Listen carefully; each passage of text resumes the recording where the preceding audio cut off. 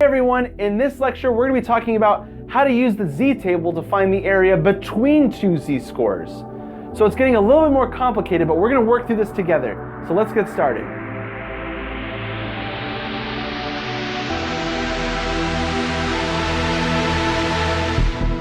So here's the problem that we're facing in this lecture. Suppose I give you two z-scores and I want you to find the area of the region between those two z-scores. How would you do that?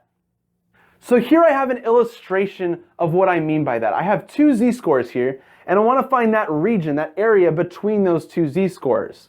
Now keep in mind, the table can only help us find the area to the left of any given z-score. So finding the area between two z-scores is going to be a little bit tricky, and it's going to involve some geometry. Now I want to jump over to the computer and show you guys an example of this. Warning, we are about to do some basic geometry. This may trigger some students. Now I just want to remind everyone what the purpose of these examples are, what the purpose of the z-score bell curve is.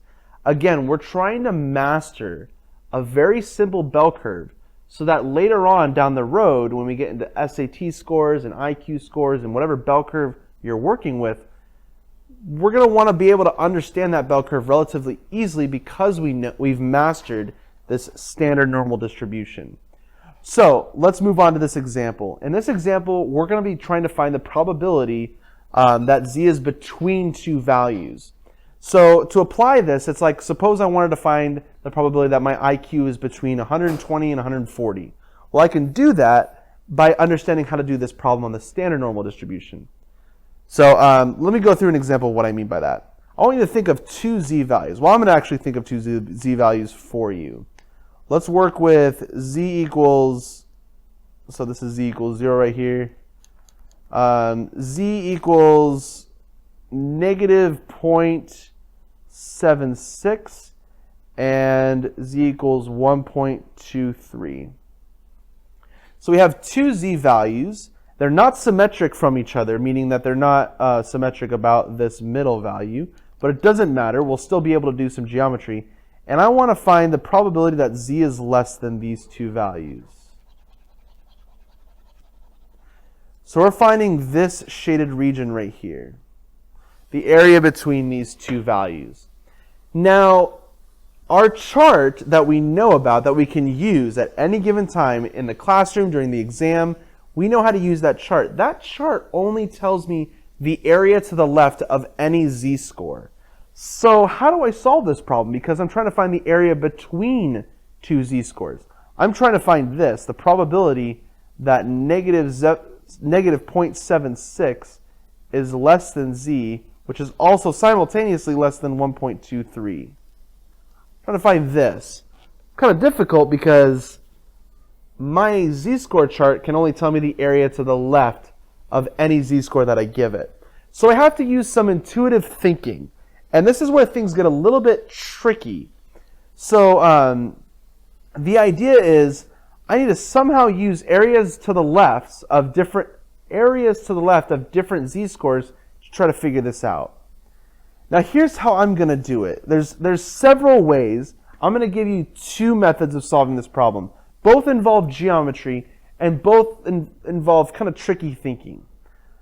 I want you to consider the area to the left of these two regions. So we're going to start, or these two z-scores. Let's start with this one. The area to the left of this z-score is this green value. So this right here is the probability that z is less than negative 0.76. Now we can find that probability because it's the probability, it's the area to the left of a z-score. That's exactly what the chart is useful for.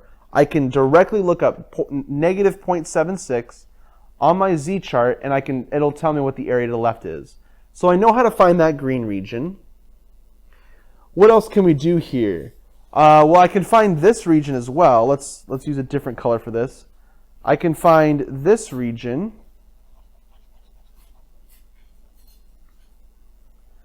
Let's try that again one more time so it's a little bit more visually appealing and aesthetically pleasing. I can find this entire blue region. This is the area to the left of 1.23. So this is the probability that z is less than 1.23. So I need to find this, I can find this blue region as well. I can find the green region and the blue region. So how can I find that purple region there? Well, I'm going to let you think about this for a moment. I want you to pause this and actually try yourself to think about what kind of addition, subtraction, multiplication, division, what can you use to find the area of that purple region if you know those two regions. Now, before we pause, I want to actually find these two areas first.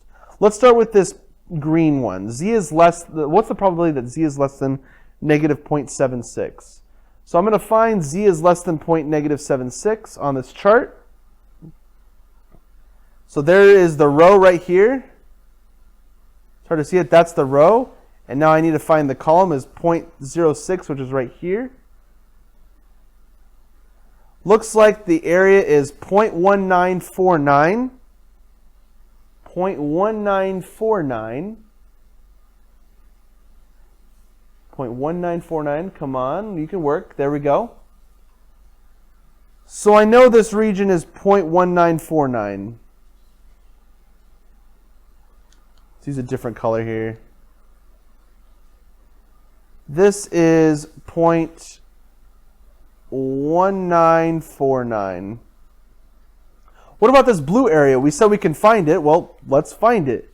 1.23. I'm going to look for 1.23, and I'm going to look for the area to the left of 1.23. Here's 1.2 right here.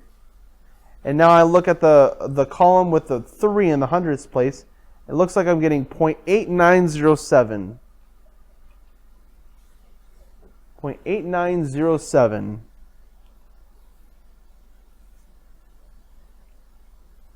We're getting some delays. There we go. All right, 0.89. I just forgot it. 0.8907. One more time. There we go.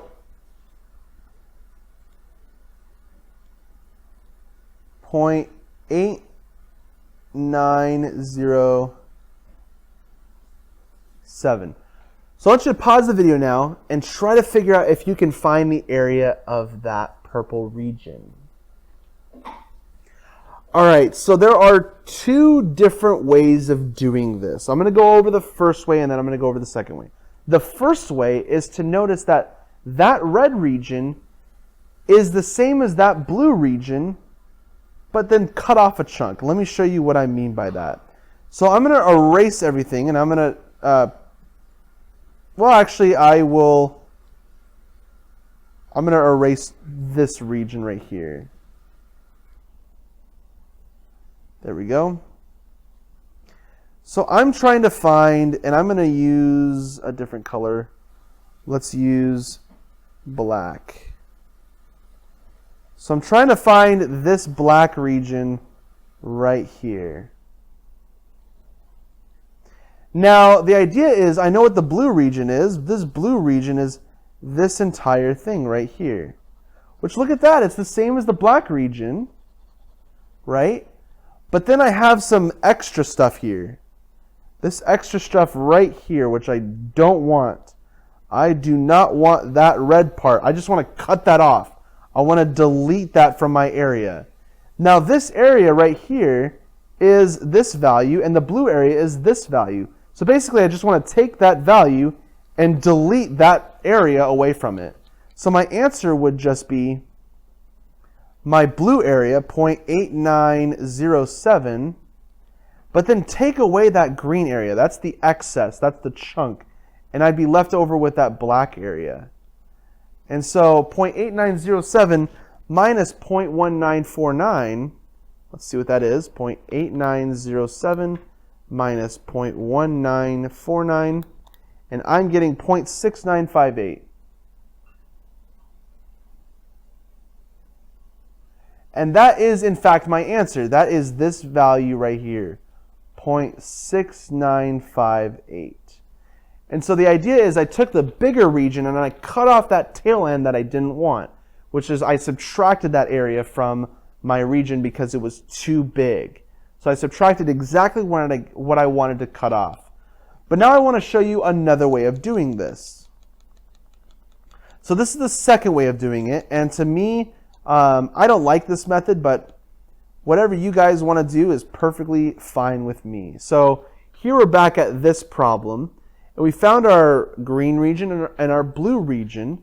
And so we know that this green region over here is 0.1949. What I'm going to do is I'm going to find this orange region right here. Now, the blue region and the orange region is everything. The blue region plus the orange region is everything. So this orange region right here plus the blue region, which is that area right there, should add up to 1 because the total area under the bell curve is 1. So then this area should be a number such that if I add it to this number, I get 1. So this is just 1 minus 0.8907. And we talked about this in the last couple lectures about why we subtract this value from 1. And this is 0.1093. Now we have this orange region and this green region, 0.1949 on the left side and 0.1093 on the right side. So if we take the green region, that's this portion right here, plus the purple region, which is the area we're trying to find, plus the orange region, if you notice, it's the entire area under the curve. The green plus the purple plus the orange is the entire area, which should add all up to 1 if I add all of these 3 regions. Now we know what the green region is. It's 0.1949 plus whatever that purple region is. I don't know what that is.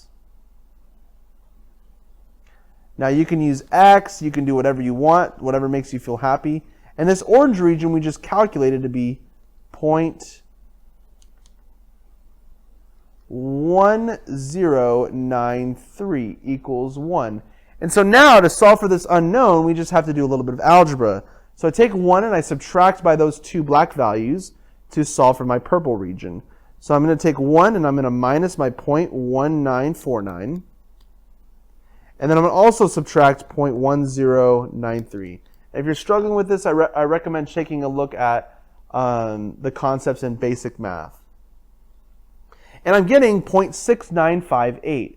So this is 0.6958. And voila, I got the same exact answer. It doesn't matter how I calculate this. But the idea, the underlying concept is I'm trying to take some geometric principles that I learned maybe in high school. I don't know when you learned geometry. But I'm just taking regions and I'm trying to find different regions using what I know.